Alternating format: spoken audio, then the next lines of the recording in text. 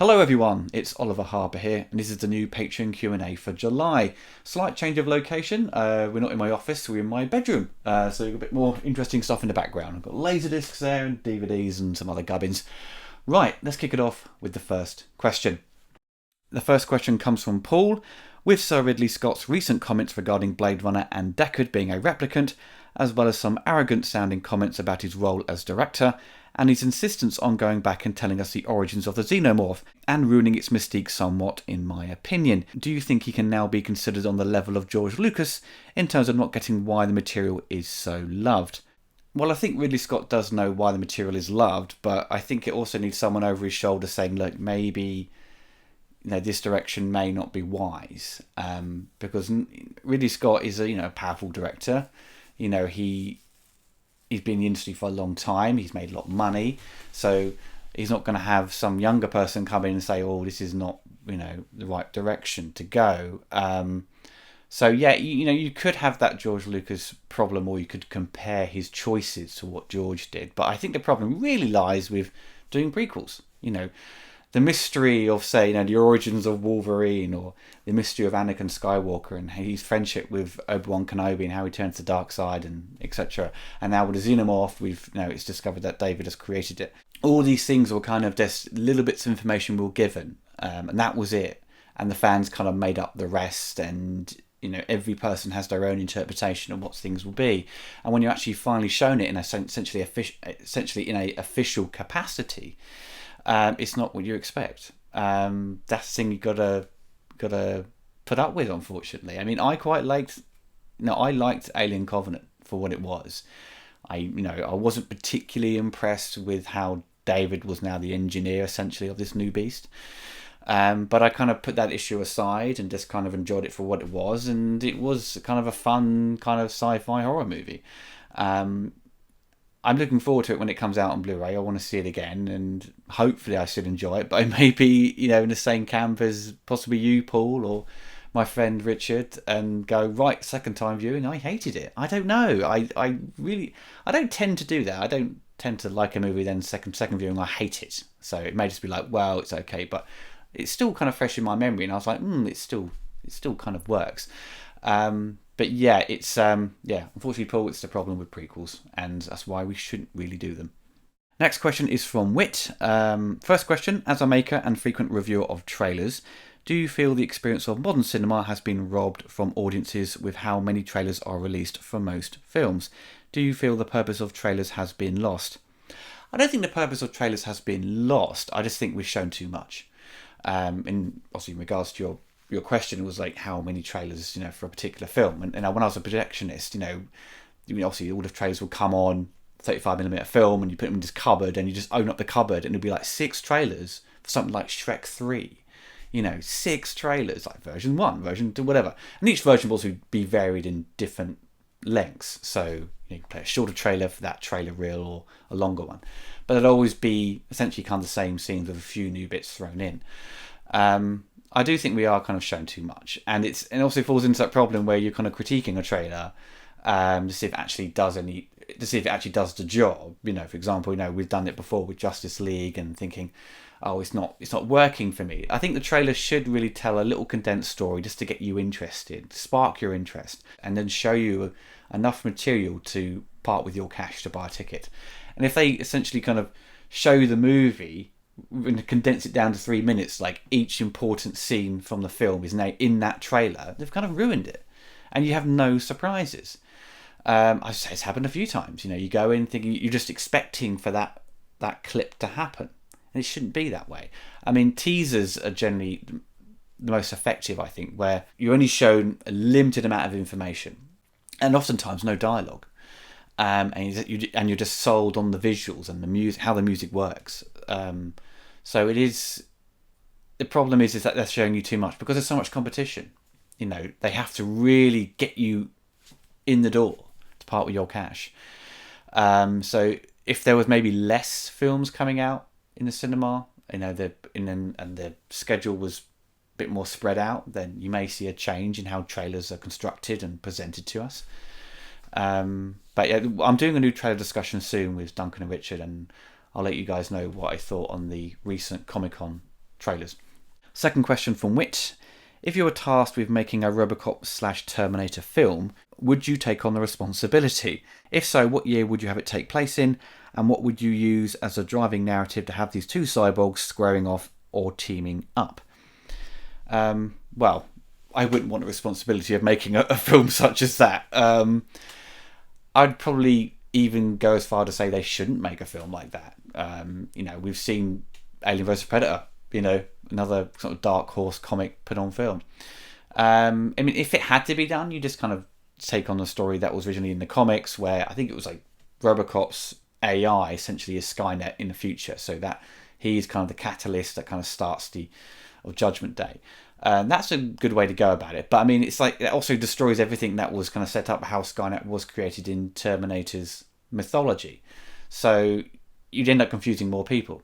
So you'd obviously have to change a lot of that. So you'd only end up pinching a few elements from the comics to make this movie to sort of justify it being a comic book to movie thing.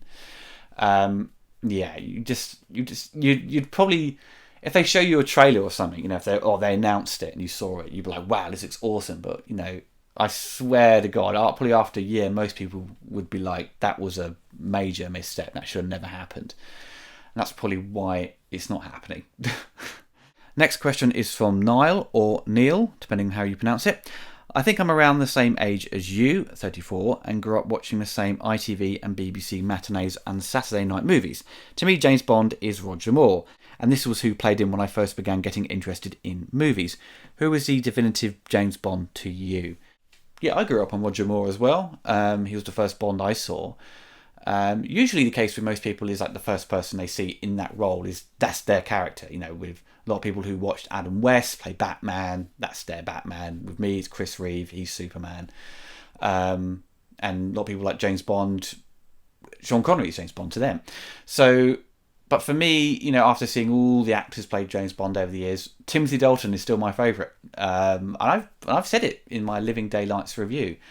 Daniel Craig probably has the best kind of written kind of part for a James Bond character. There's more kind of depth to him, and he has more of like a struggle with who he is and what he does. Where the other one's very much clean cut, kind of this is James Bond, this is what he does, and this goes on his mission and does his thing. But Timothy Dalton was kind of before Daniel Craig and kind of brought that serious edge to Bond. Sean Connery had that as well, but Timothy Dalton was a lot more dry about it, a lot more kind of like a theatrical actor, but performing as 007, and it wasn't really to everyone's cup of tea at the time. And just over the years, people have now become to appreciate Timothy Dalton and his efforts. So Dalton, all the way for me. Next question is from Frederick. What is your favourite snack/drink to enjoy while watching a movie? Well, if I'm watching a movie at home, I don't tend to eat while watching a flick. I usually have a cup of tea halfway through. That's about it. If I'm at the cinema, I will stuff my face with popcorn. And it's a sweet style popcorn, not butter or salted. The Americans don't get sweet, do they? So it's like, when I tell Americans I have sweet popcorn, they're like, what? It's like, it completely baffles them. But yeah, so if you sit next to me in the cinema, I am a noisy eater with popcorn. I would love to sit next to Mark Commode and drive him bonkers by eating right next to him. Next question is from Phil. Hey Ollie, I have 2 questions for you. Number 1, because of his pioneering films that he has made, Sir Ridley Scott gets a lot of attention, but his brother, the late Tony Scott, gets overlooked. What are your thoughts on Tony Scott's films, cinematic style compared to Ridley and film career? That is quite an odd thing that Ridley gets more attention than Tony. I think really down to how successful his films were. If you go on Box Office Mojo and you can compare Tony's and Ridley's, out of all their films they've made, Tony's made like $1 billion less at the box office. And Tony kind of stuck to sort of the kind of thriller kind of slash action movies. There's always a kind of similar theme throughout them. And so oftentimes quite a similar photographic style, especially for his Brockheimer movies. And he's just very fast-paced editing. He was just a guy to go to for action, but for smart action movies, not just mindless junk like Michael Bay puts out. Michael Bay's, clearly wants to be like Tony Scott. And the weird thing is Michael Bay had made more money than Tony Scott with his films. I think it's just the choices he's made. Where if you compare Tony and Ridley I think there's certainly a lot more variety to his output of work, like different stories and different genres. But when Ridley did those genres, they really hit big, like Alien and things like Gladiator. I mean, Blade Runner, obviously, that's become more and more popular over the years, but it didn't make much money at the time. Even things like Legend as well, that kind of bombed. But I think Ridley's movies just got more attention than Tony's, and I think they're both equally as good as each other. I think Tony's probably better with picking the right scripts, because if you compare Ridley's and Tony's, even though his films weren't as successful, I think they're consistently good. I think with their stories, they're not like amazing movies; they're just good, solid movies. Where Ridley's, you've got these kind of up and down, where they all look stunning, but there's always a few duffers in there where the script's not good enough. And Ridley, it's not, if the script's not good, then Ridley's going to suffer. They'll look great, but the story won't be very good, which is a shame. But yeah, it is odd that Tony often gets overshadowed by his brother. Next question from Phil. Could you recommend 3 Tony Scott films and 3 second tier, i.e. not Alien, Blade Runner or Gladiator, Ridley Scott films for people to check out? Okay, Tony Scott films to recommend: True Romance, Crimson Tide and Enemy of the State. And Ridley Scott films to recommend: Black Rain, Black Hawk Down and Kingdom of Heaven, the director's cut. The next question is from Daniel. Okay, Oliver, a new Fantastic Four reboot has been announced, but what would you reboot? I want cast, director and rough plot, please. I'm not sure if I can do a plot. What I've written down, though, my notes, is I think I said this before in regards to reboots. I would reboot Buckaroo Banzai. And the director would be Edgar Wright, and starring Ryan Gosling, Simon Pegg, and Jermaine and Brett from Flight of the Conchords. So it would be kind of like Guardians of the Galaxy kind of vibe, where they go on this mad space adventure, and you've got this kind of mad comedy thrown in as well. But they're all obviously, the idea is that they're all in a band as well. So they're on this, this synth band that goes off and fights aliens in this intergalactic space adventure. That's where I'd go with the idea for the reboot. Next question is from Andre. Would you ever consider a future retrospective on the movie Toys with Robin Williams? I was always fascinated by that concept and the teaser trailer and how much of a blunder it turned out to be. Toys is a film I've not seen. I'd always heard it was bad. I had one friend who said it was good.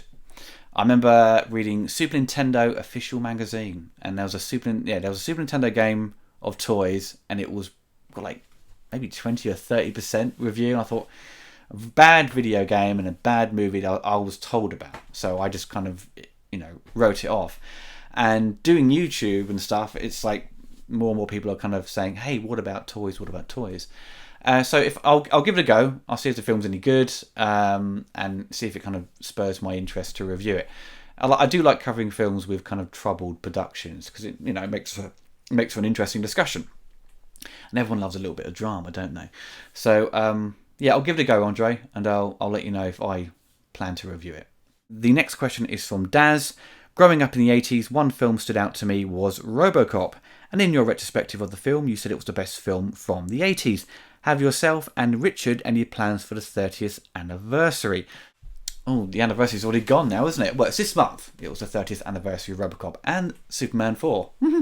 And I don't think I did anything to sort of celebrate the anniversary of RoboCop when it was kind of officially released, 30 years ago. I think I don't know. I don't think I did anything. It's often funny when people say to me, oh, it's an anniversary of a movie, and they go, oh, we're going to watch it tonight. I'm like, nah, I've seen it a million times. I just play it back in my head. And usually it's like, it falls on a day when I've already got plans. But I don't think maybe Richard watched it. He's not here today, so I don't know. But maybe I'll watch RoboCop again, like, next week, just to sort of squeeze it in before the 1st of August. Next question from Daz. Great job on the Karate Kid retrospective. Thank you very much. Any chance of another Bruce Lee or Jackie Chan film down the line? Yes, I'm going to do Game of Death, Bruce Lee movie. I want to have a chat about the mad theatrical cut from 78, and obviously the footage they found in was it late 90s or early 2000s? I think Bay Logan found it. and there's like kind of archives and sort of the original kind of what Bruce Lee had planned for Game of Death, about the sort of this pagoda with these kind of 5 floors of each martial artist he's got a battle. So yeah, I'll do a review on that. Final question from Daz. Richard, still waiting for your 2000 AD video, pal. Yes, I've hassled Richard a lot about this. It was supposed to be released in February for the 2000 AD celebration, and I released mine. Richard was kind of struggling with that because he's balancing work and stuff, and he wanted to make it perfect because he's obsessed with Just Dredd. And he recorded like a voiceover. He wasn't happy with it, and then he recorded like a talking to camera thing like this with the auto cue, kind of the script on that. And that sounded amazing what he did, and he just didn't like it, what he'd kind of shot. Because he's doing this, like talking to camera and stuff and just talking about a movie is different to doing a voiceover, editing a video and doing music. It's a different style of format of content. It's, you know, you're often taken out of your comfort zone to do something else. And that is not Richard's comfort zone. He's more just filming stuff and just talking off the cuff about films. So he showed me, he went back to the voiceover and he didn't like it again. I said, look, just let me listen to it. And he played it back to me. It was brilliant. It was funny. It was like, you know, like a retrospective kind of, but with Richard's kind of style of humour. And I said, great, go for it. Do it. I want this done by such and such. That day didn't come. So he showed me what he'd finished, and it was like half of it I think he's done. That was like a month ago. And it was really good. So, Richard, get your arse in gear and get it done. Next question is from Zachary. Hey Ollie, 2 questions for you. Number 1, do you have much of a history with giant monster movies? Seeing as we are roughly the same age, I was bombarded with them on TV here in Tennessee in the mid and late 80s, and was wondering if they were quite as common in England. No, I don't remember any monster movies being played. I think Godzilla wasn't really a big thing, I don't think, in the UK.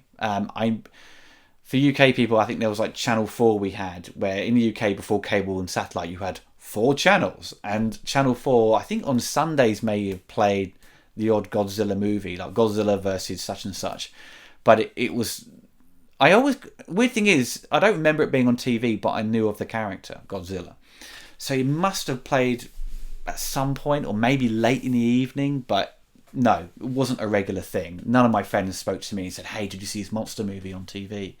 There was none of that. So yeah, weird, isn't it? Question number 2. Forgive me if you have already answered this, but where has Duncan been lately? Right, Duncan, he's still around. He hasn't disappeared. He does commentary still. We're doing a new trailer discussion podcast soon. We did a video special about a month and a bit ago.